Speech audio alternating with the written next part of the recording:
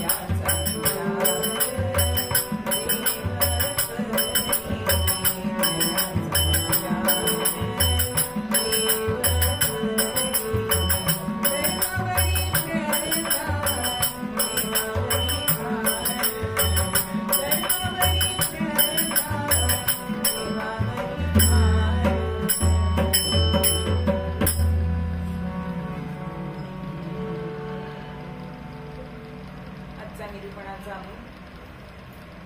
आज आपण यांच्या समोर कीर्तन सेवा चालली ब्रह्मचैतन्य यांचा आहे. यांचं वर्णन करताना असं म्हटलेलं आहे,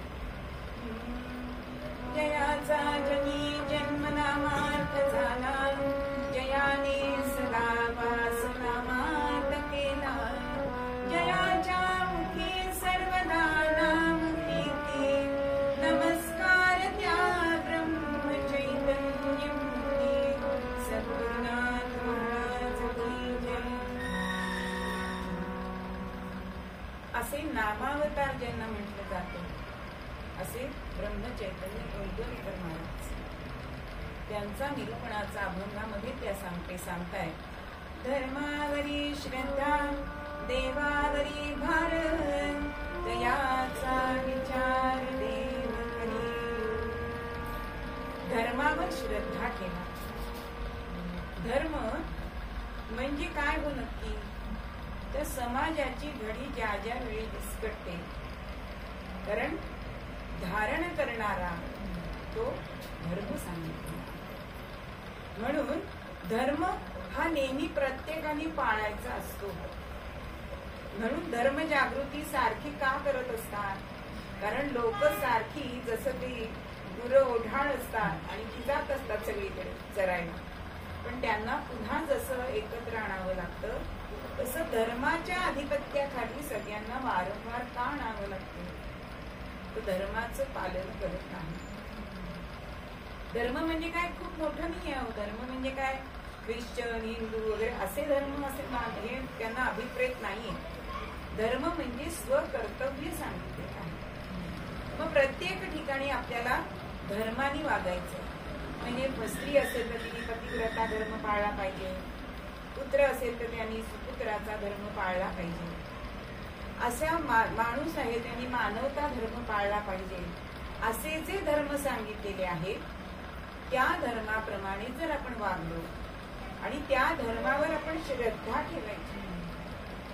आता श्रद्धा आणि विश्वास याच्यामध्ये सुद्धा फरक सांगितलेला आहे. श्रद्धा ही कशी तिला सांगितलंय की एखादं झाड असतं बघा, आणि ते झाड आपण बघतो, पण त्याचा आधार जे मूळ असतं ते दिसतं का आपल्याला? तशी न दिसणाऱ्या मुळासारखी श्रद्धा असते. आणि विश्वास हा झाडाचा जो दर्शनीय भाग आहे त्याला विश्वास असं म्हटलं जातं. म्हणजे झाडाच्या फांद्या तोडल्या जातात, म्हणजे विश्वासघात पण केला जातो, पण मूळ जे आहे ते कधी दगा देतं का हो? नाही देत. ते झाडाला ठामपणे तिथे रोवून उभं राहिलेलं असतं. म्हणून श्रद्धा आणि विश्वास याच्यामध्ये थोडीशी पुसट रेषा आहे. म्हणून भगवंतावर श्रद्धा ठेवा, आपल्या धर्मावर श्रद्धा ठेवा असं सांगितलं. म्हणून ह्या जगामध्ये जर श्रद्धा आपल्याला, कारण श्रद्धेला पुरावा लागत नाही. श्रद्धा ही पुराव्याशिवायच आपण मान्य करतो, पण विश्वासाला अनुभव लागतो किंवा त्याच्या मागे काहीतरी कारण असतं. म्हणजे बघा, एखादा रुग्ण हा दवाखान्यात जातो ऑपरेशनसाठी, आणि मग त्यावेळेला विश्वास असतो डॉक्टरांवर, पण ऑपरेशन जर सक्सेसफुल झालं नाही की मग तो काय म्हणतो की एवढ्या विश्वासाने मी या डॉक्टरांकडे आलो आणि माझं ऑपरेशन काही चांगलं झालं नाही, माझ्या विश्वासाला तडा गेला. पण ज्यावेळी आपण भगवंतावर सद्गुरूंवर श्रद्धा ठेवतो त्यावेळेला असा अनुभव येतो का हो की आपण भगवंतावर श्रद्धा ठेवली आणि ती कुचकामी ठरली. असं झालंय का कधी? म्हणजे आपल्या आई वडिलांकडून मिळालेले संस्कार, काय ती मुलगी अगदी खूप भाविक होती असं नाही, पण आई वडील आपले महाराजांचे भक्त आहेत आणि नकळत ही जे संस्कार आहेत ते होत असतात मुलांवरती. आणि ती मुलगी परदेशात जात असते विमानाने. बरोबर 2-2.5 वर्षाचं मूल असतं.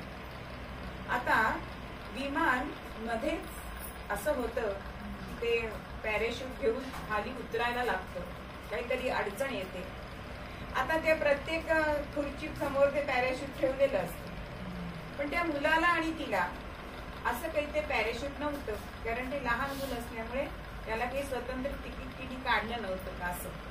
पण जेव्हा अशी वेळ आली की उडी मारून आपल्याला पॅराशूटनं खाली जायचंय, उडी मारायची अंतराळामध्ये, आकाशामध्ये, की कुठेही आधार नाही. त्या काय दोऱ्यांचा, पॅराशूटच्या दोऱ्यांचा आधार असेल तो. पण आई वडिलांच्या संस्काराने ती मुलगी म्हणते महाराज, आणि म्हणून ती पॅराशूट घेऊन खाली उडी मारते आणि तिच्या हातातनं बाळ सटकत. पण महाराजांवर श्रद्धा होती आणि ते झाड, एका झाडाच्या मूल एका झाडाच्या ढोलीत पडतं. म्हणजे हे वाचवणारं कोण आहे? तर ते श्रद्धेमुळे वाचलं गेलंय. महाराज तिथे प्रत्यक्ष आले तसं आहे का? पण तुमचं हे काम श्रद्धा करत असते. म्हणून तुम्ही धर्मावर सुद्धा श्रद्धा ठेवा, तो तुम्हाला चांगल्या गतीनीच नेणार आहे, चांगल्या मार्गालाच नेणार आहे. ही श्रद्धा तुम्ही धर्मावर ठेवायला पाहिजे आणि देवावर भार ठेवायला पाहिजे, जो आपण ठेवत नाही. मी करतो, मी करतो, मी हे करतो म्हणून हे सगळं होत आहे, मी पैसे कमवतोय म्हणून प्रपंच चाललाय, असं आहे का? एकदा महाराजांकडेच असा एक प्रवचनकार करणारा, आणि तो म्हणाला की महाराज, गीतेमध्ये जो श्लोक आहे अनन्या चिंतयन् प्रमाण, हा जो श्लोक आहे तो श्लोक निरूपण करताना नक्की काय त्याच्यामध्ये भावना आहे? म्हणजे योगक्षेम भगवंत चालवतो असं त्याच्यामध्ये म्हटलेलं आहे भगवंताने. मग जर आता तुकारामांचा प्रपंच बघितला, नरसिंह मेहत्यांचा प्रपंच बघितला, कुठे त्यांना सामान्य माणसांपेक्षा सुद्धा ते गरीब होते. मग योगक्षेम भगवंत चालवतो कसं काय मान्य करायचं? म्हणजे काय देऊन ते समजवायचं लोकांना, असं तो महाराजांना विचारत होता. तेव्हा महाराज म्हणाले, तुम्ही बघता त्या दृष्टीने ह्या श्लोकाकडे बघायचंच नाहीये. ह्या श्लोकाकडे कसं बघायचंय? तर जेव्हा साधक म्हणजे हे जे सगळे संत आहेत त्यांची मनोवृत्ती काय होते की सगळा करता करविता तो आहे, ही जी भावना त्यांच्या मनामध्ये होते की त्याच्यावर श्रद्धा ठेवली आणि म्हणून ते त्याच्यावर भार टाकतात. आणि तो भार टाकला की ती श्रद्धाने त्यांचं काय काम होतं की भगवंत सगळा करता करविता आहे ही जाणीव त्यांना व्हायला लागते. म्हणून देवावर भार टाकायचं. पण आजकाल आपण भार टाकतच नाही, सगळ्यात आपण टेन्शन घेत असतो बघा. अगदी केजीतल्या मुलांपासून वयोवृद्धांपर्यंत सगळ्यांना टेन्शन आहे की नाही हल्ली.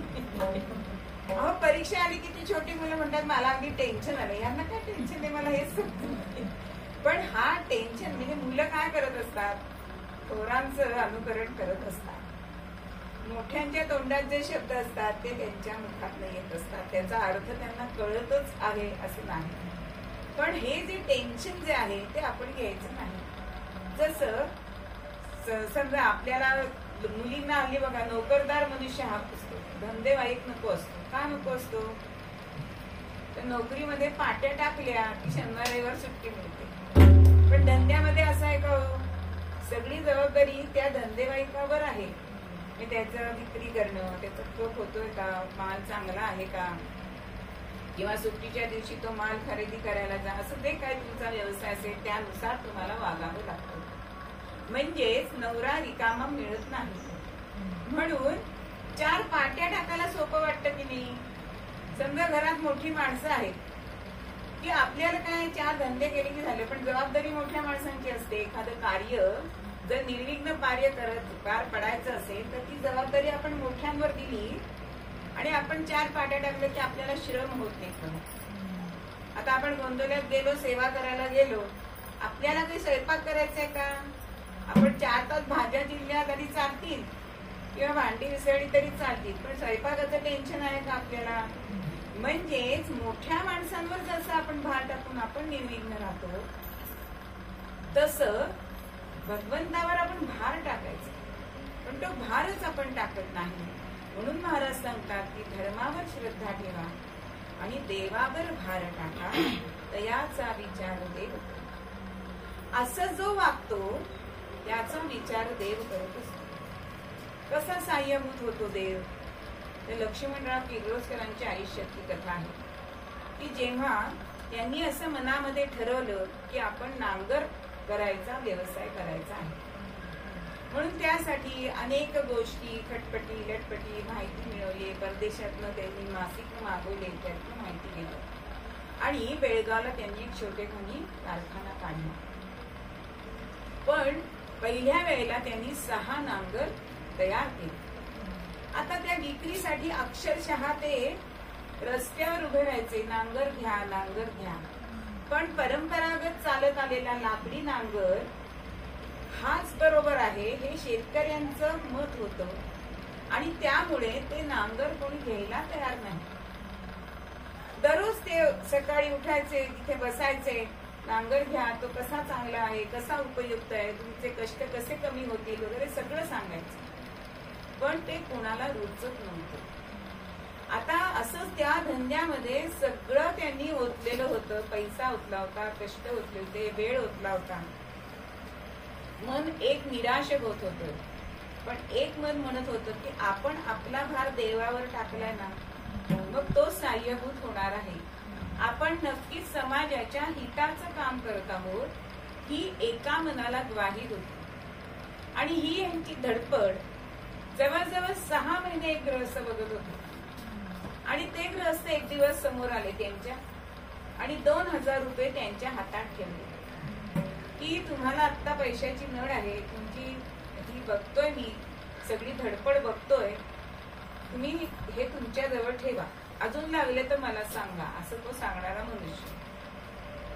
आता खरंच पैशाची गरज होती, त्यामुळे त्यांनी ते घेतले. आणि एक 2-4 महिन्यामध्ये कोल्हापूरचे एक गृहस्थ आले आणि त्यांनी ते साहीच्या साही नांगर विकत घेतले. म्हणजे कर्णोपकरणी जी मौखिक प्रचार होतो तेव्हा काही असं जाहिरातीचं युग नव्हतं आणि हा मौखिक प्रसार झालाय आणि ते साही नांगर एकाच वेळी सगळे विकले गेले. अहो गुरुप आलाय पुढचे नांगर काढण्यासाठी आणि त्यानंतर त्यांच्याकडे एक 35 नांगरांची ऑर्डर पण आली. म्हणजेच ही जी धडपड जो बघणारा मनुष्य होता तो त्यांच्यासाठी देवदूतच होता की नाही. म्हणजे तया देव साह्य करी, म्हणजे हे साह्य करणारे त्यांचं होतं रामभाऊ गिंडे म्हणून त्यांचं नाव होतं. म्हणजे देव कुठल्या रूपाने उभा राहतो हे आपल्याला समजत नाही, पण तया जगदीश साह्य करी हे जे आहे सांगितलेलं ते देव ह्या ना त्या रूपाने उभा राहतो आणि तुमच्या सत्कार्याला मदत करत असतो. फक्त त्याच्यावरती भार टाकला पाहिजे की करता करविता तो आहे आणि आपल्या धर्मावरती आपली श्रद्धा असायला पाहिजे. मग कर्म करे हाती फलाची न आस. भगवंतांनी सांगून ठेवले की कर्म तुला करायलाच पाहिजे, पण फळाची अपेक्षा तू करायची नाहीस. म्हणजे बघा आता विद्यार्थी हा वर्षभर अभ्यास करत असतो, म्हणजे उत्तम अभ्यास केला तर उत्तम यश हे समीकरण आहे. पण काही बाबतीत असं घडतं की नाही की तिथे कुठेतरी तपासणारा त्याला आजारी असतो, मग ते मार्क कमी दिले जातात किंवा 90 मार्काचे छापील उठतं ते 0 आणि 9 म्हणजे 9च मार्क मिळतात. म्हणजे हे जे आहे ना ते तुमचं फल आहे. तुम्ही अभ्यास केलाय, कर्म केलंय, पण ते तुम्हाला फळाला येईलच असं आहे का? नक्कीच नाही.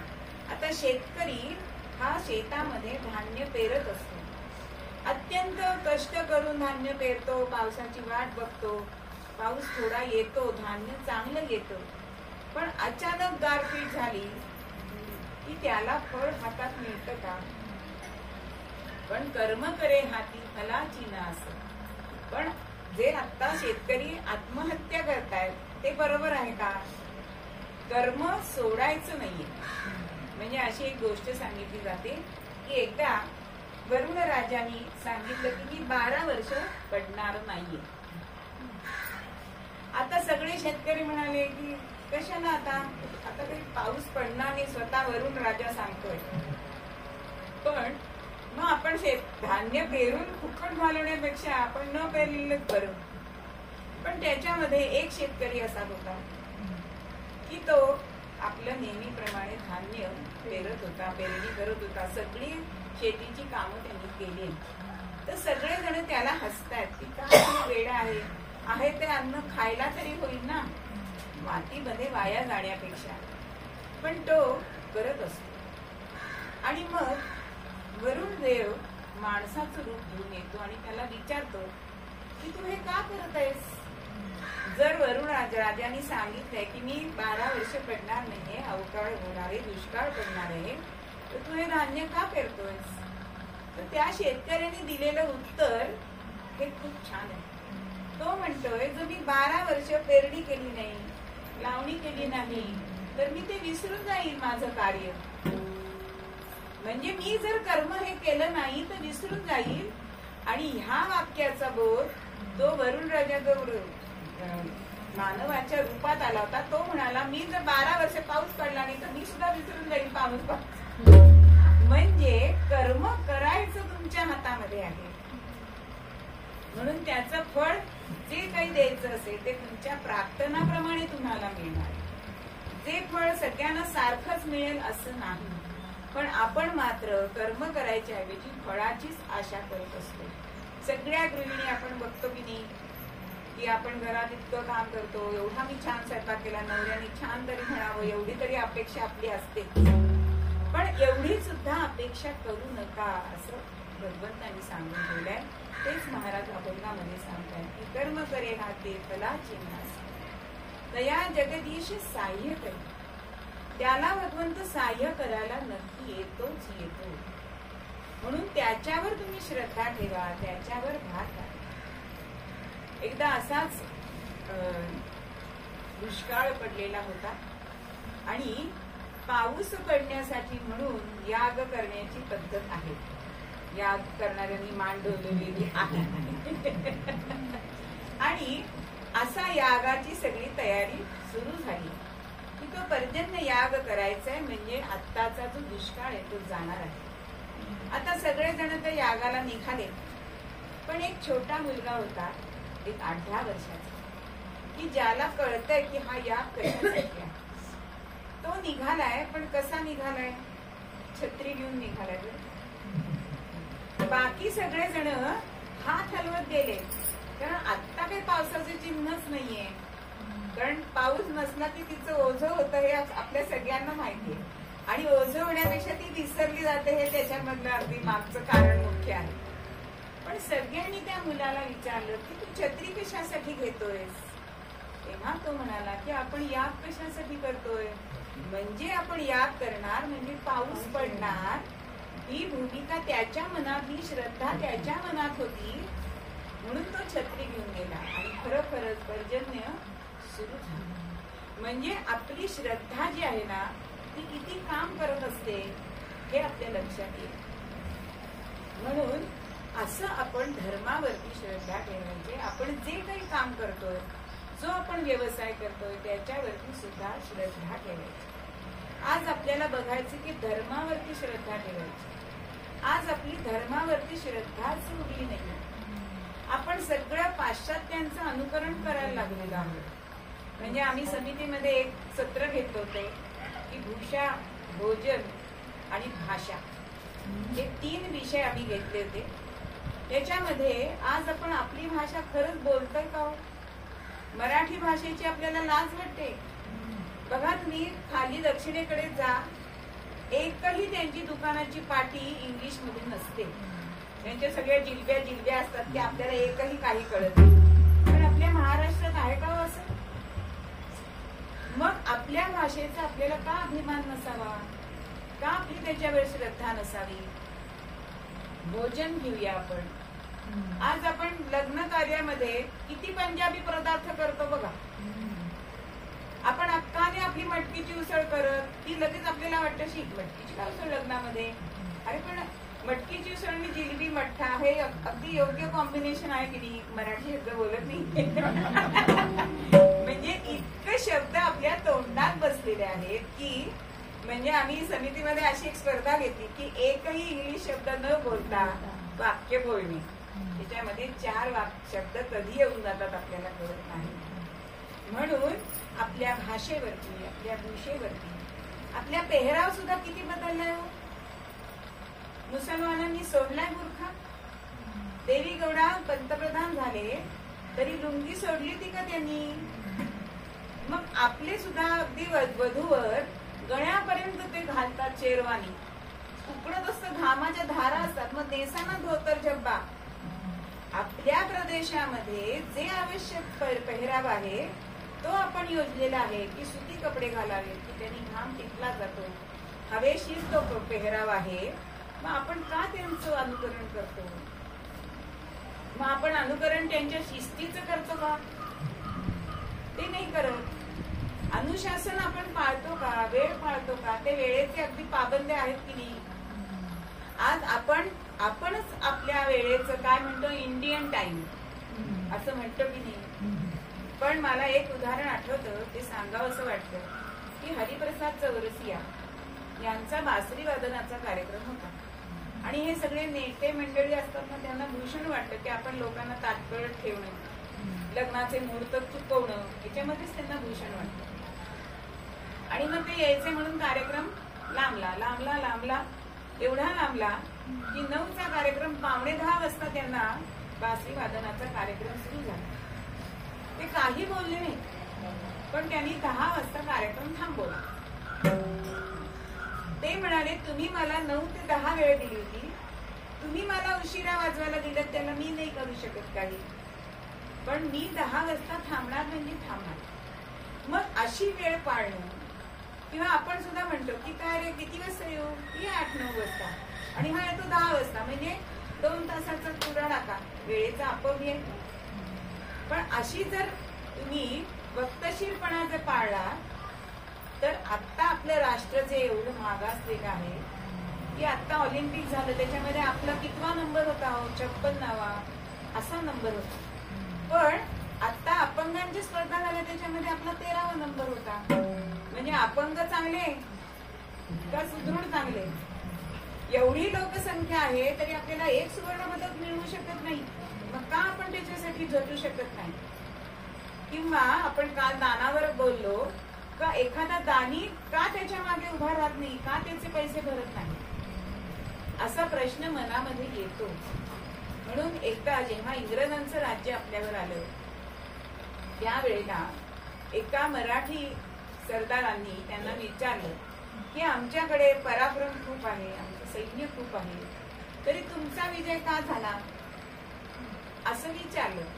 आता हे मैत्री झालेली होती, कारण ते झाले ना राजे, त्यामुळे त्यांचं राज्य म्हणून जी करायला म्हणून हे सगळे राहिलेले. तेव्हा तो इंग्रज अधिकारी म्हणतो की तुम्ही उद्या तुमची 100 जणांची फौज घेऊन या, मी पण 100 जणांची फौज घेऊन येतो, नदी काठी तुम्ही या, म्हणजे उत्तर तुम्हालाच मिळेल. आता 8 वाजता यायची वेळ ठरली आहे, 8ला 5 मिनिटं कमी असताना इंग्रजी फौज तिथे हजर होती, पण मराठी फौज 8:15 आली. म्हणजे पहिलं तिथेच. म्हणजे आपल्याला अपयश काय येतंय, आपलं राष्ट्र का मागे पडतंय, हा विचार आपल्याला अंतर्मुख होऊन व्हायला हवाय. त्यानंतर सगळे आले, ते घळे सगळे होते, इंग्रजी फौज तैनातीत होती, एकामागे एक ओळीमध्ये ताट उभे राहिलेले, प्रत्येकाची नजर समोर, मानातिक्या, असं सगळं होतं. आणि हे ओळीत उभे राहिले नव्हते, मध्ये एकमेकांशी गप्पा मारत होते, असं होतं. आणि होता होता प्रचलची आज्ञा दिली आणि दोन्ही सैन्य चालायला लागले.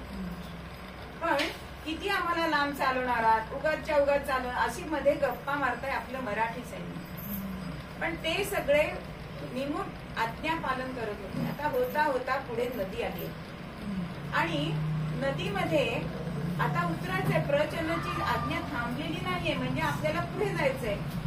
पण मराठी सैन्य आता आम्हाला बुडवता का काय, अहो थंडीने मरू आम्ही, गाठून जाऊ, आमचे कपडे भिजतील, असा जो विचार आहे. म्हणून तो इंग्रज अधिकारी म्हणाला की आमचं सैन्य कमी असेल पण आमच्यामध्ये ही शिस्त आहे, ही शिस्तीने आम्ही तुमच्यावर राज्य करतो. म्हणून आज आपल्याला समाजामध्ये केवळ आपला भारत हा विश्वगुरु आहे, होता, तो करायचा आहे पुन्हा.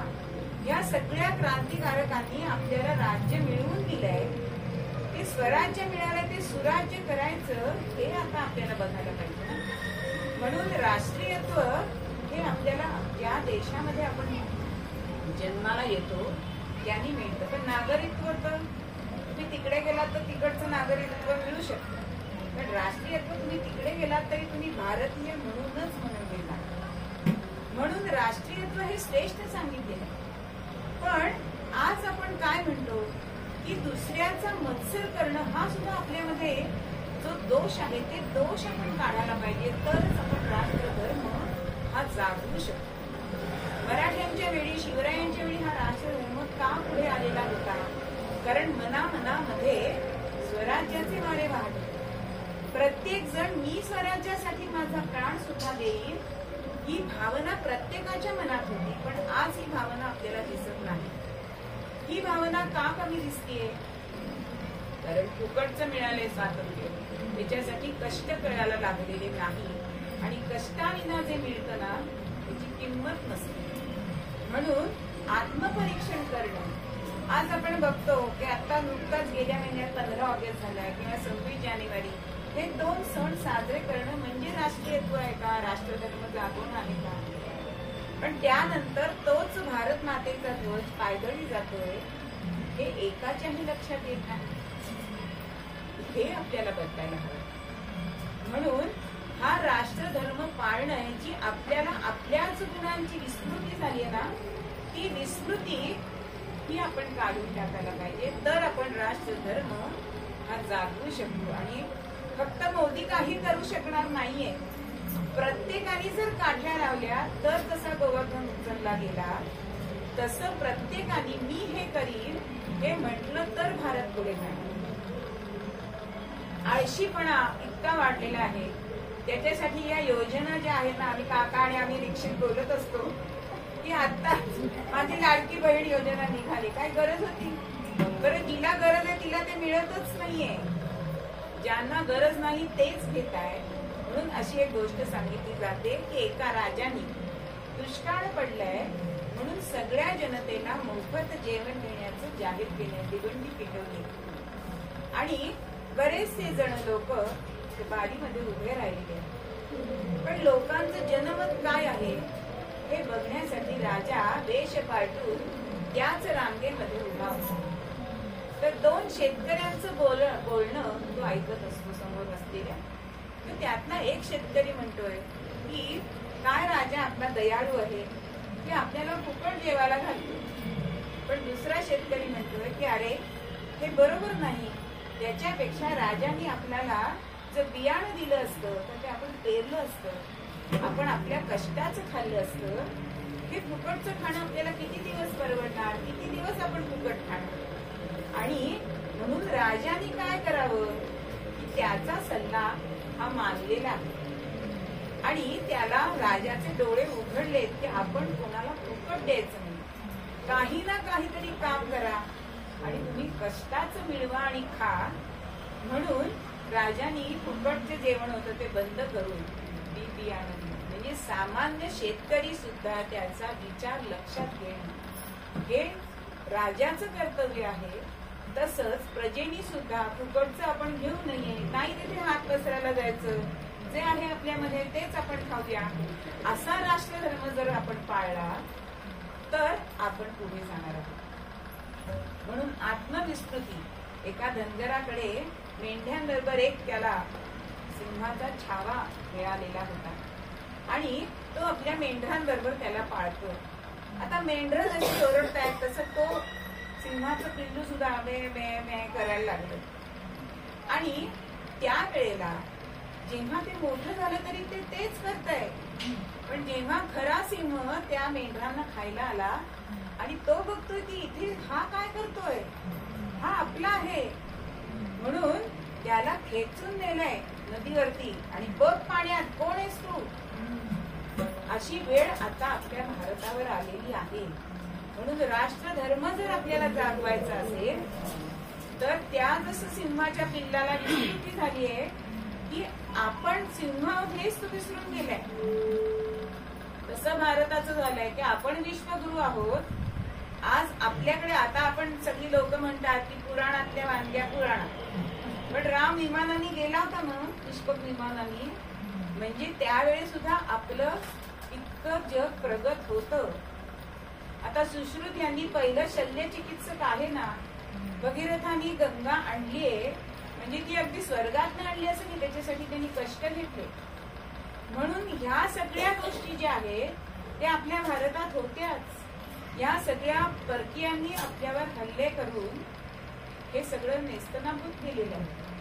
किती पुस्तकं नालंदा विद्यापीठातली जाळलेली आहेत. म्हणजे पण आपले भारतीय लोक कसे आहेत की एकदा तरी आपल्या इतिहासात असं आहे का की लोकांवर परकीय हल्ले केलेत, त्यांचे आपण घेतलंय असं नाही.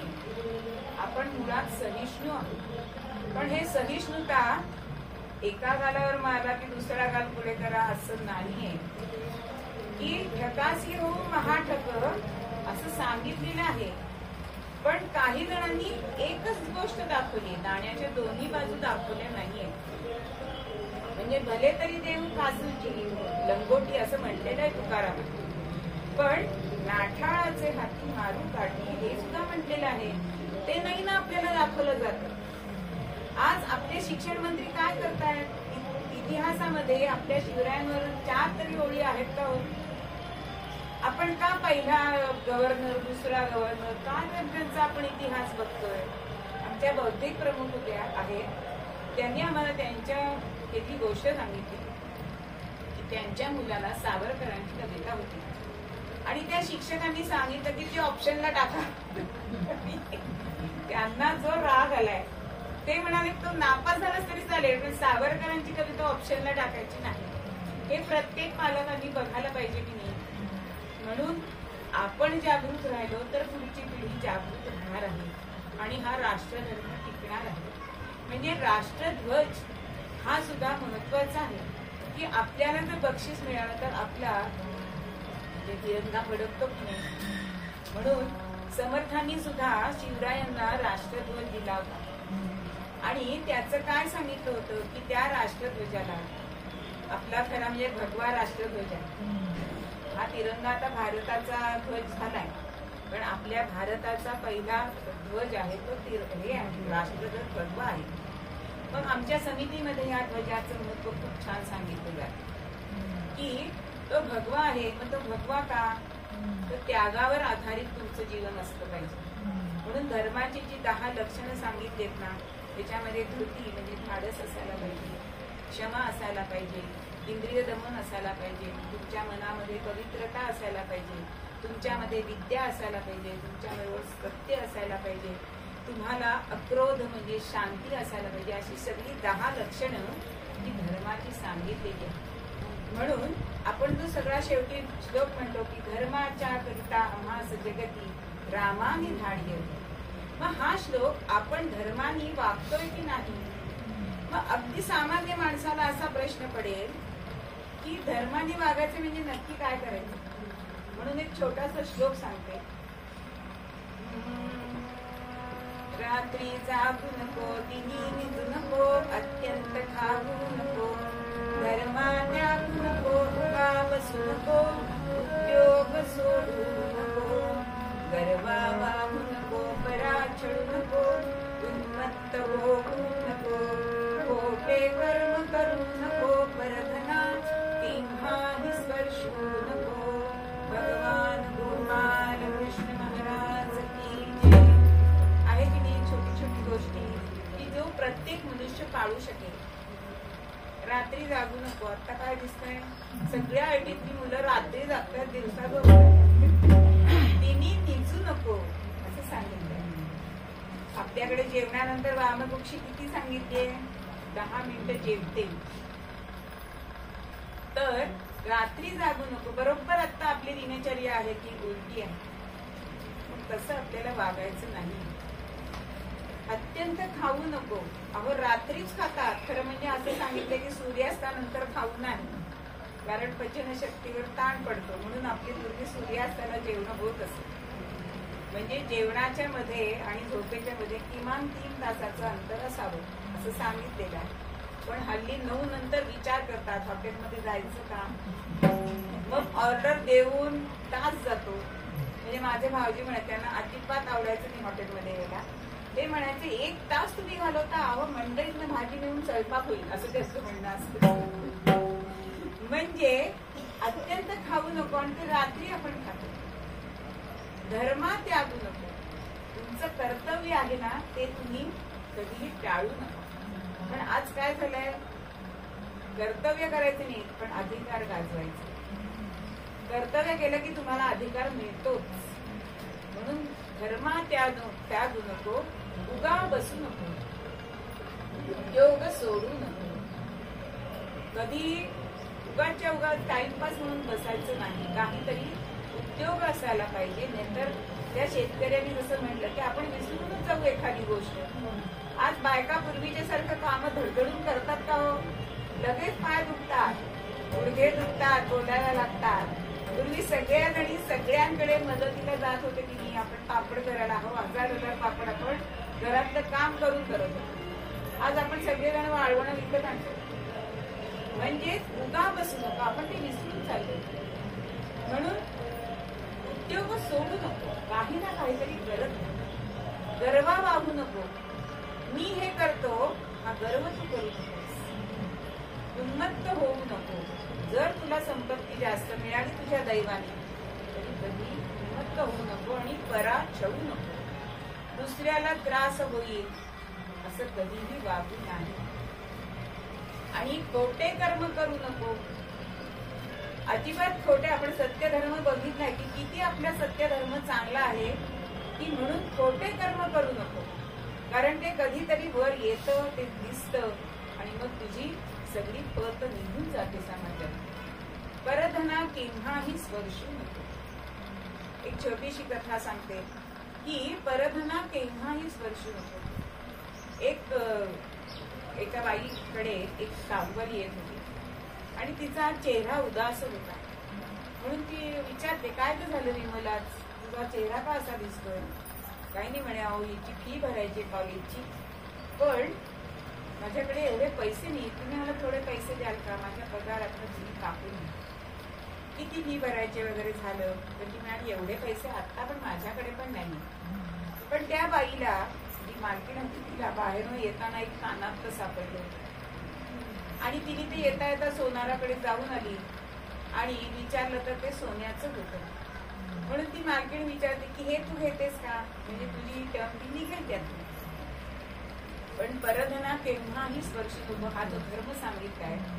तर ती विमल म्हणते, छे मला तो दागिना नको. अहो तो कामातला आहे कोणाचं तरी, कोणीतरी कष्ट करून ते मिळवलेलं असतं आणि त्याच्यामध्ये त्याच्या भावना गुंतलेल्या असतात. तर असं मला नको. तुम्हाला मला पैसे द्यायचे असते तर द्या. आणि मग ती विमलच म्हणते की ताई तुम्हाला सांगू काय, म्हणजे तुमचं काय हल्ली ते फेसबुक वगैरे असतं ना, त्याच्यावर टाका ना की असं कानातलं मिळालंय. आणि ती बाईला पण पटतं आणि ती बाई फेसबुकवर टाकते आणि 2 तासामध्ये मेसेज येतो की हे कानातलं माझं आहे आणि मी दुसरं बरोबर घेऊन येते तुम्हाला ओळख पटण्यासाठी. आणि म्हणून ती बाई 2 तासांनी त्यांच्या घरी आली, त्यांनी पत्ता मागवला वगैरे आणि त्या बाईंकडे बघितलं. त्या बाईने दाखवलं, हेच माझं. अहो म्हणे, की तुमचं उपकार मागून किती मागून तुमचे उपकार, हे माझ्या आजीचं कानातले आणि माझी किती शेवटची आठवण तिची होती. मी अगदी हरवल्यामुळे मी अगदी तळमळत होते, पण तुमचा हा मेसेज बघितला आणि माझा अगदी जीव भांड्यात राहिला. आणि त्या बाईकडे बोलता बोलता ही मालकीण बघतीये आणि मग ती विचारते की तुम्ही लता थत्ते का हो? म्हणे हो. तुम्ही कसं ओळखलं? म्हणे अहो परवाच तुमची पेपरमध्ये तुमची मुलाखत वाचली, तुम्ही अमुक अमुक कॉलेजच्या प्राध्यापिका आहात ना, मुख्याध्यापिका आहात ना? तर हो म्हणे. तर म्हणे माझं एक काम कराल का, तुमचं हे कानातलं शोधून म्हणजे मिळवून देण्यासाठी ही विमल आहे ना, ही खरी कामी आली. तिने मला सांगितलंय की तुम्ही फेसबुकवर टाका आणि त्यामुळे तुम्हाला तुमचं कानातलं मिळालं. तर हिच्या मुलीची फी तुम्ही माफ करू शकता का? तुमच्याच कॉलेजमध्ये ती आहे. आणि त्या लता थत्यांनी म्हणाल्या की मी वर्षभराची फी सुद्धा हिला माफ करू शकते. तेवढा अधिकार किंवा काही बक्षीस योजना जी आहेत आमच्या कॉलेजमध्ये त्याच्यामध्ये मी हिला बसवू शकते. म्हणजे केव्हाही परधना स्पर्शू नको. हे विमलनी धर्म पाळलाय आणि तिचा लाभ काय झाला? मुलीची फी आणि चांगल्या बऱ्याने फुटली गेली. म्हणजेच परधना केव्हाही स्पर्शू नको असं जे सांगितले. म्हणजे एवढा साधा धर्म जरी आपण पाळला तरी सुद्धा आपली कर्तव्य ही आपण पाळण्याचं जे आत्मिक समाधान आहे ते आपल्याला नक्की मिळते. म्हणून स्वामी सांगे तया आनंदी आनंद. म्हणून महाराज म्हणतात तसं त्या विमलला आनंद झाला की नाही. चांगलं वागून आनंद मिळाला. म्हणून आणि ह्या आनंदाने काय होणार आहे तर तुटे भवबंध सत्य जाणार. हा भवबंध तुटून जाणार आहे. तुम्ही धर्माप्रमाणे वागला तर हा भवबंध तुटून जाणार आहे याची खात्री महाराज देतात. आज आपल्याला कुठल्याही गोष्टीला गॅरंटी मिळते का? वॉरंटी सुद्धा कशी तरी मिळते. पण हे सगळे संत आपल्याला नेहमी गॅरंटी देतात पण आपण त्यांचं ऐकत नाही. म्हणून मूळ तत्त्वामध्ये आपल्याला हेच सांगतात की धर्मावरी श्रद्धा देवावरी भार दयाचा विचार देव करतो. म्हणून कर्म करत राहा. फळाची आशा करू नका. तुम्हाला त्याचं फळ मिळाल्याशिवाय राहणार नाही. आणि जर तुम्ही असं वागलात तर तुमचा भवबंध तुटेल हे मूळ तत्त्वामध्ये आपल्याला महाराज सांगतात.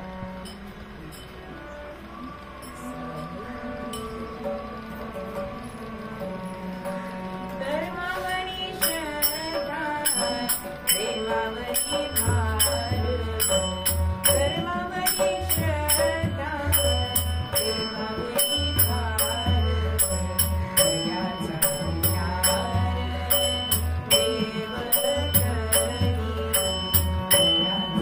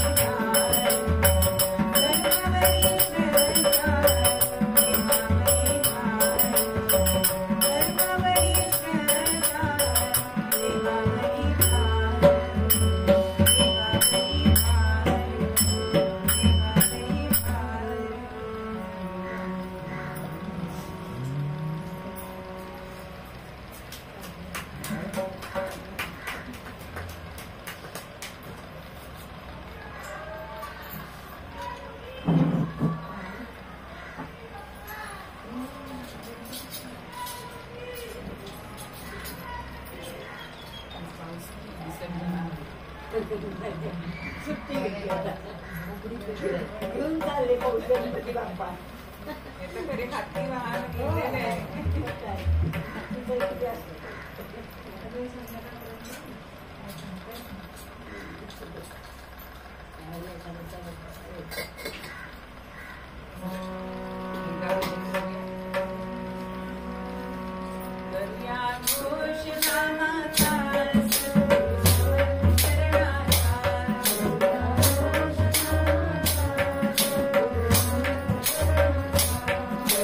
घोष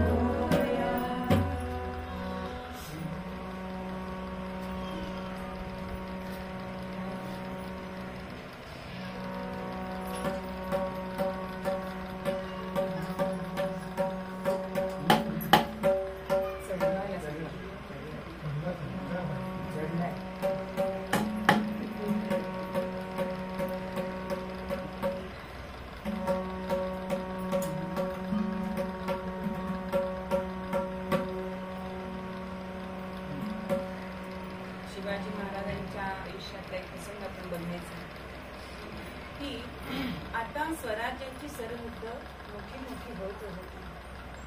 आता ह्या सगळ्या 5 ज्या शाह्या होत्या त्यांनाही आता शिवराय गुंड वाटत नव्हते. त्यांच्यावर सुद्धा आपण जागवू शकतो सत्ता ही मनामध्ये भीती होती. इंग्रजांना सुद्धा कळलंय की शिवरायांचं बल वाढतं, म्हणून मैत्रीचे संबंध करायला सुरुवात केली. असं असताना एका अशा सुवर्ण दिवशी एक संन्यासी पत्र घेऊन महाराजांच्या दरबारामध्ये आले आणि ते पत्र वाचून दाखवले. ते पत्र होतं, त्यातले शब्द म्हणजे एक एक जणू काही सह्याद्रीची राण. अहो, एक वेलांटी कान्हा उकार जास्तीचा नव्हता की कमी नव्हता. शब्द होते निश्चयाचा महामेरू, सकल जगाचा आधार, अखंड स्थितीचा निर्धारू श्रीमंत. मोठं पत्र आहे, थोडं आपल्याला वाचायचं की वेळेनुसार. आणि हे शब्द ऐकताय आणि जिजामातांच्या डोळ्यातून अश्रू वाहिले की माझ्या शिवबाची ही स्तुती करणारा कोण आहे हा महापुरुष. महाराजांनाही आठवेना की कोणी आपल्याला हे पत्र दिलंय. आता जवळजवळ गेली 12-13 वर्ष गडावरती किंवा चाफळमध्ये रामाच्या उत्सवासाठी 500 होऊन जात होते मदत, पण अजून भेटीचा योग आला नाही. आणि ज्या वेळेला महाराजांना वेळ असायचा त्यावेळेला संत संग हा त्यांना आवडायचा. म्हणून आपण एक आख्यान पण बघितलंय की तुकारामांच्या कीर्तनामध्ये शिवराय गेलेले होते. असा साधू सज्जनांचा संग करायचा जेव्हा जेव्हा वेळ मिळेल तेव्हा संत सत्कथा श्रवण करायच्या हा त्यांचा आवडता छंद होता. आणि असेच एकदा तुकाराम महाराजांकडे ते गेलेले असतात. महाराज शिवरायांच्या मनात होतं की आपण तुकोबांना सद्गुरू करूया, त्यांचा अनुग्रह घेऊया. म्हणून तुकोबांना शरण गेले, मला अनुग्रहित करा. पण संत हे वेगळे असतात बघा. तुकोबांनी नम्रपणे सांगितलंय की मी तुझा गुरु नाही. आता आजकालचा जो असा गुरु असता आणि राजा आपला शिष्य होतोय, आपलं उपळ पांढरं कधी होईल असं केलं असतं. पण तुकोबांनी त्यांना सांगितलं की तुमच्या प्रांतामध्ये रामदास जे राहतात ते तुमचे गुरु आहेत, तुम्ही त्यांना शरण जा.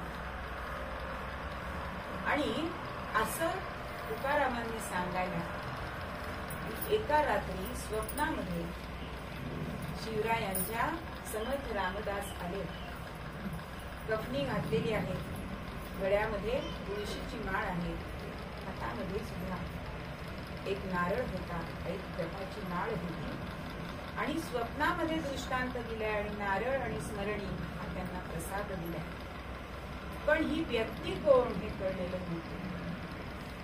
आणि ह्या सगळ्याचा जो असा मनामध्ये हेतू झालाय तो म्हणजे आता आपल्याला रामदासांना भेटायचं आहे. कारण निश्चयाचा महामेरू असं म्हणतात. महामेरू आपण मेरू म्हणी किंवा मेरू पर्वतावरनं हा मेरू हा शब्द आहे की असा तो अचल असा पर्वत आहे. म्हणून त्याला ओलांडून सूर्य सुद्धा जाऊ शकत नाही.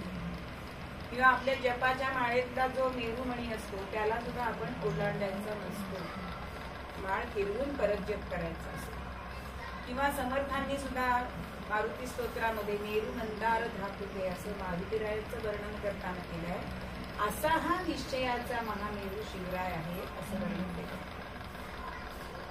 बौद्ध जनांची आधार त्यांच्याकडे बाळाजी अवजी नावाचे भक्त होते.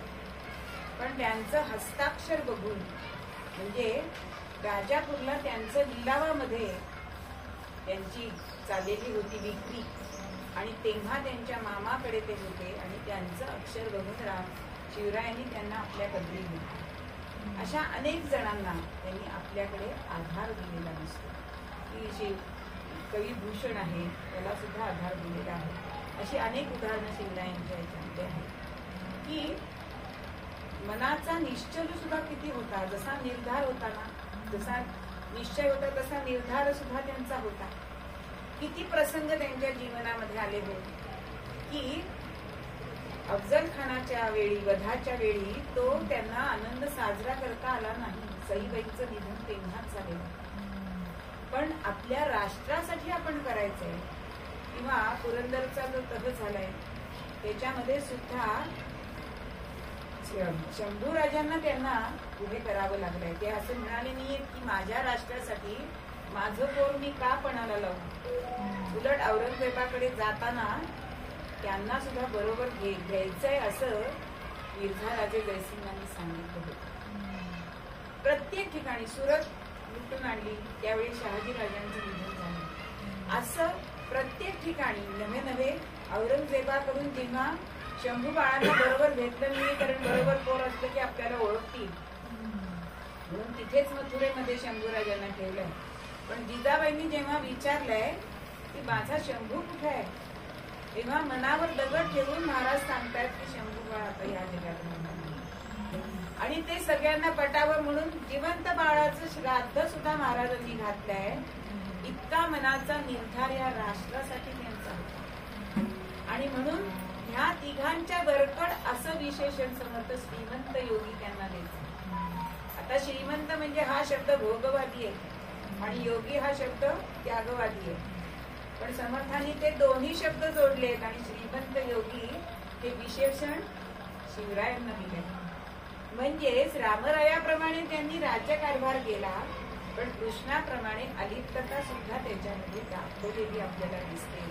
म्हणून श्रीमंत योगी हा शब्द शिवरायांनाच योग्य आहे. असे हे शिवराय आता त्यांना जेव्हा तुकोबांनी सांगितले आहे तेव्हा गुरुचरणाची, गुरु भेटीची ओढ लागली. म्हणून बाळाजी अवजी बरोबर घेतले, सोमपंत घेतले आणि 30-40 माणसं बरोबर शिलेदार घेतले आणि साखरकडे निघाले. कारण त्या आलेल्या पत्र घेऊन आलेल्या संन्यासाला, योग्याला विचारले की समर्थांचं कुठे आपला वास्तव्य आहे. तेव्हा त्यांनी सांगितले चाफळला. म्हणून हे सगळेजण चाफळला गेले. पण चाफळला समर्थ नव्हते. अक्काबाईंनी सांगितले जरा तुम्ही इथेच आजची रात्र राहा. ते इथून जवळच शिंगणवाडीला गेलेले आहेत. पण महाराजांना आता धीर नव्हता आणि मनामध्ये सतत प्रश्न येत होते. दर्शन देशी दर्शन देशी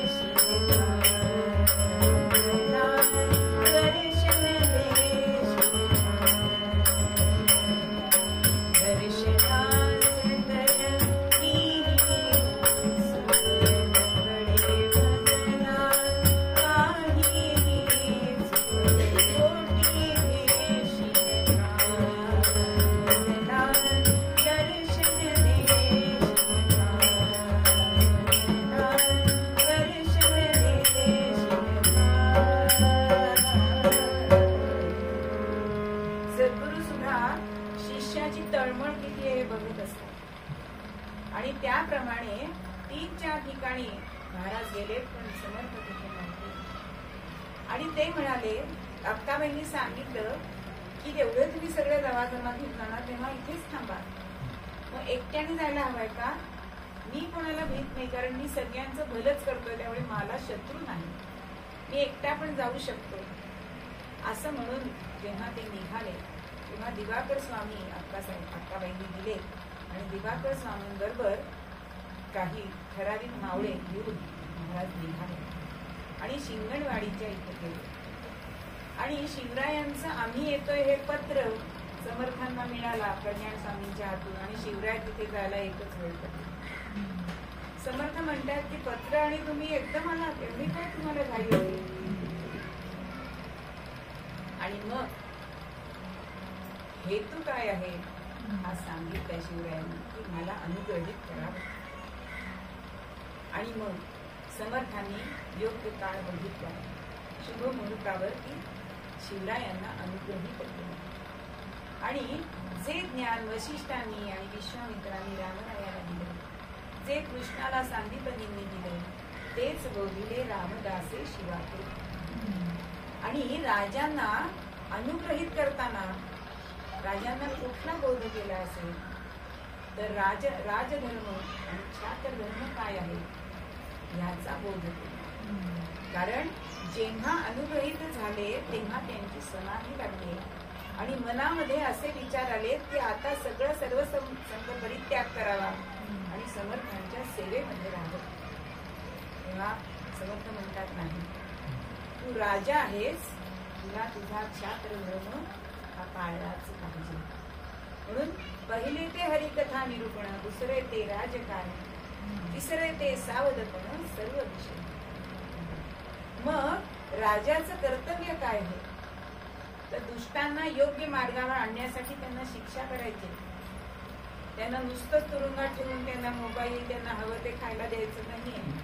त्यांना शिक्षा करायला पाहिजे आणि ते सन्मार्गाला कसे येतील हे बघायचंय. हे राजाचं कर्तव्य. त्यानंतर राजानी सगळ्या प्रजेचं हित बघायचं. म्हणजे प्रत्येक गोष्ट तिथे सावधपणा किती असायला पाहिजे की शत्रूचा आपल्याला हल्ला येतोय का, त्याच्यासाठी आपली तयारी आहे का, सगळ्या प्रजेला अन्न वस्त्र हे मिळतंय का, म्हणजे सुईपासून शस्त्रापर्यंत हे सगळं राजाने बघायचं आहे. हा राजधर्म आहे. आणि क्षात्र धर्म हा पण तुला सांगतो की तुझा जो धर्म आहे, तुझं जे कर्तव्य आहे तेच तुला करायचं, ते सोडून तू इथे नाही थांबायचंस असं त्यांना सांगितलं. की शूराकडे क्षत्रियाकडे काय असायला पाहिजे, शौर्य असायला पाहिजे, धाडस असायला पाहिजे, तेज असायला पाहिजे. हा सगळा बोध त्यांनी केलाय आणि ह्या सगळ्या बोधाला लघुबोध असं त्याचं नाव दिलेलं आहे. आणि असं हे 3 दिवस समर्थांनी त्यांना उपदेश केलेला आहे. आणि त्यांच्या मनामध्ये जो सर्वसंग परित्याग आलेला होता तो त्याच्यापासून त्यांना परावृत्त केला. म्हणून असं ह्या दोघांचं नातं निर्माण झालं की ते वशिष्ठांचं आणि रामाचं होतं. म्हणून असं हे नातं यांच्याकडे म्हणजे खरं म्हणजे आत्मपरीक्षण करण्यासाठी शिवरायांना तिथे राहायचं होतं. पण त्यांच्या नशिबामध्ये राजभोग होते आणि प्रजानुरंजनता होती. म्हणून शिवरायांना त्यांनी राज्यकारभार उत्तम कर असं सांगितलं. असं सांगितल्यानंतर इतका हा सुंदर बोध केलाय. म्हणून हे बरोबर आलेले जे सेवक होते ते म्हणतात की महाराज आम्हाला पण सेवक धर्म काय आहे तो आम्हाला पण सांगा. म्हणून सेवक धर्म या बाळाजी अगदी सोनोपंत जे बरोबर आलेले मावळे होते त्यांना सुद्धा सांगितले. म्हणजे समर्थांनी या वेळेला सेवक धर्म, क्षात्र धर्म आणि राजधर्म, राष्ट्रधर्म काय आहे ह्याचा बोध केला.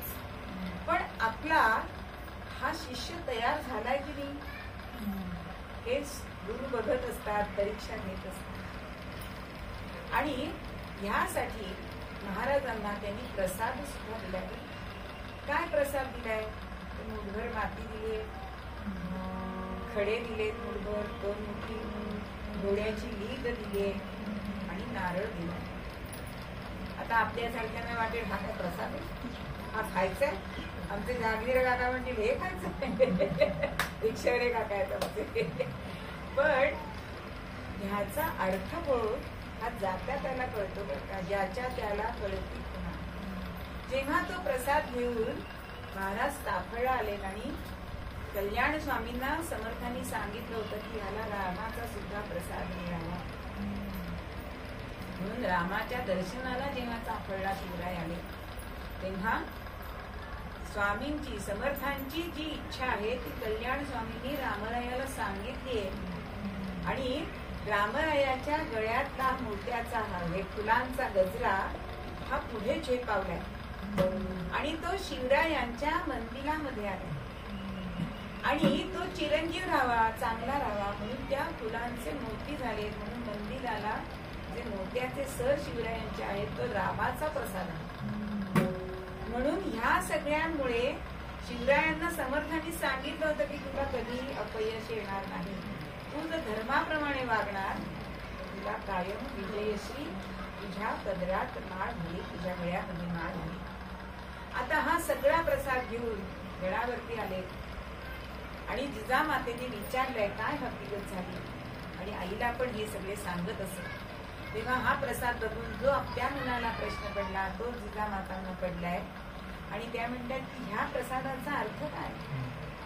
तेव्हा शिवराय सांगतायत की हा नारळ दिलाय ते माझं मंगल व्हावं म्हणून नारळ श्रीफळ दिलेलं आहे. जे खडे दिलेत त्यांनी माझ्याकडे एवढे किल्ले असावे म्हणून ते खडे दिलेले आहेत. माती दिलीये एवढ्या पृथ्वीवर तू राज्य कर असा त्याचा अर्थ आहे. आणि घोड्याची लीद जी दिलीये ती लीद म्हणजे तुझ्याकडे अश्वदळ भरपूर होऊ दे, हा माझ्या गुरुरायांनी दिलेला माझा प्रसाद. अशी त्याची फोड करून मातोश्रींना सांगितली. आता गुरु परीक्षा घेण्यासाठी आले. समर्थ गडावरती येत आहे असं राजांना कळलंय, आणि समर्थांनी समोर येऊन जय जय रघुवीर समर्थ भिक्षेसाठी झोळी उघडली. आणि आता तू मला झोळीत माझी गुरुदक्षिणा काय घालशील, हा प्रश्न समर्थांनी शिवरायांना केला. पण समर्थ येत आहेत म्हटल्यानंतरच धावत धावत आला भूपती, धावत धावत आला भूपती, भिक्षे भरले सनदराजाची, भिक्षे भरले सनदराजाची, बालकी तो गुरुमाला सांगोती राजा रामोजी. आपले सद्गुरु येत आहे असं बघून राजे धावत धावत गडावरून खाली आले. समर्थांनी प्रश्न विचारायचा अवकाश की गुरुदक्षिणा काय देणार, आणि राजांनी राज्याची सनद लिहून दिली आणि तो चिठोरा झोळीमध्ये घातला. शिवराय परीक्षेमध्ये पास झाले. पण समर्थ त्यांना म्हणताय की अरे मला सारख्या फकीराला हे काय करायचं, हे राज्य मला नकोय, पण हे तुझं तुलाच सांभाळायचं. राजे म्हणतात मी दिलंय ते परत कसं तू. म्हणून शिवरायांना इथे पण ते उपदेश करतात की जसं भरतानी रामाचं राज्य सांभाळलं तसं हे माझं म्हणून तू राज्य सांभाळायचं.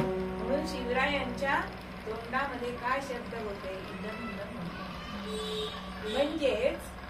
आणि म्हणून तेव्हा समर्थांनी त्या भव्या कफनीची छातीची झोळीची त्यांना एक तुकडा दिला, आणि त्यांनी सांगितलंय की हे तुझं निशाण आहे, स्वराज्याचं निशाण हे तुझं भगव असेल.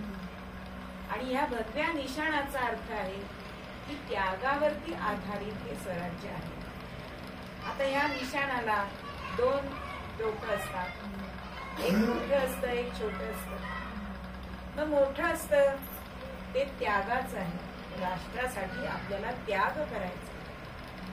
आणि छोटं टोक जे आहे ते समृद्धीचे टोक आहे की तुम्ही त्याग केल्याशिवाय तुम्हाला समृद्धी प्राप्त होणार नाही. बरं, या ध्वजाचा ध्वजदंड सुद्धा कसा असावा, तो बिनगाठीचा असावा, ताठ असावा, तो कुठे नमता नसायला पाहिजे. आणि जो त्याला हातात घेईल त्याने सुद्धा कधीही त्याला खाली पडू द्यायचं नसतं. म्हणून ध्वजरक्षक जो असतो त्याला भरपूर मान आहे बरं का. म्हणून ध्वजाला जे गोंडे असतात ते गोंडे सुद्धा असं तू संघटन कर, आणि त्याला जे रेशीम सूत्र असतं ते तुझ्या प्रेमाच्या बंधाने सगळ्यांना तू बांधून ठेव, एवढा आशय ह्या एवढ्या केशरी फडक्यामध्ये होता. पण हा आशय समजेल त्याला. म्हणून आपल्या वारकरी पंथाचा सुद्धा ध्वज हा केशरी, पताका ही केशरीच असते. म्हणून इथे सुद्धा त्यागच आहे. म्हणून आपला ध्वज हा खरा केशरीच आहे. म्हणून आपण पाडव्याला सुद्धा ध्वज उभारणी करतो, तो भगवाच असतो. आपण भारत मातेचा तिरंगी ध्वज कधीही करत नाही. म्हणून असा हा ध्वज हा समर्थांनी की तुला सतत लक्षात राहू दे की हे राज्य आपलं नाही, अशी शिकवण ह्या गुरुपरीक्षेने सुद्धा त्यांना दिलेली आहे. म्हणून शिवरायांनी हा राष्ट्रधर्म आजन्म पाळला. नवे नवे शंभू बाळांनी सुद्धा पाळला की नाही.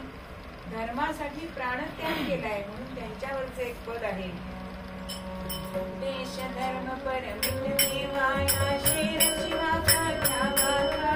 देश धर्म परमित देवाया शेर शिवा काठा गाथा. महापराक्रमी परम प्रतापी एकही शंभू राजा था.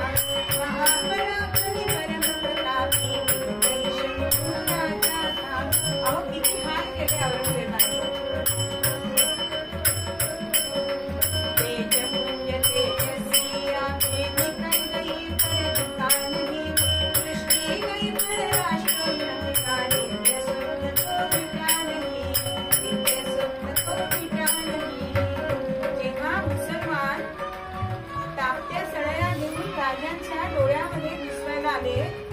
तेव्हा ते पण राजांना म्हणतात, कशासाठी तुम्ही हा अपेक्षा सहन करताय.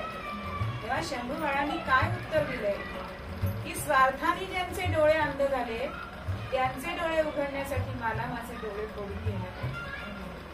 म्हणजे इतकं धर्मासाठी, म्हणजे शिवाजी राजांनी धर्मासाठी जगायचं कसं हे शिकवलं आणि शंभू बाळांनी धर्मासाठी मरायचं कसं शिकवलं. म्हणून दोघेही पिता पुत्र हे श्रेष्ठ ठरले राष्ट्र धर्मासाठी. म्हणून धर्मासाठी तुम्ही जगा, धर्मावर श्रद्धा ठेवा आणि त्या देवावर भार टाका. म्हणजेच तुम्हाला आनंदी आनंद मिळणारे, हा भवबंध तुटणारे हेच आपल्याला मूळ पद्यामध्ये आपल्याला ब्रह्मचैतन्य सांगतात.